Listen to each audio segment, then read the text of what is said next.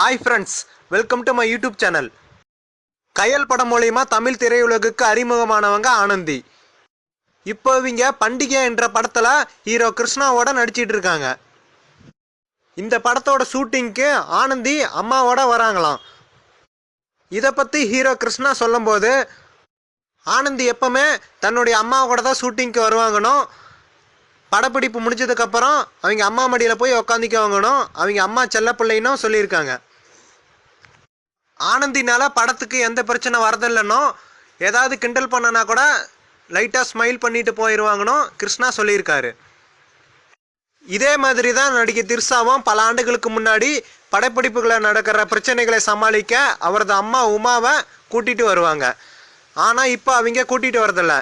ஏன்னா ரொம்ப காலமாக நடித்ததுனால அவங்களுக்கு பிரச்சனையெல்லாம் பழகி போய் பிரச்சனையை எப்படி சமாளிக்குங்கிற மெச்சூரிட்டி வந்திருக்கு. இந்த மாதிரி பல சினிமா செய்திகளை தெரிந்து கொள்ள இந்த சேனலை சப்ஸ்கிரைப் பண்ணவும்.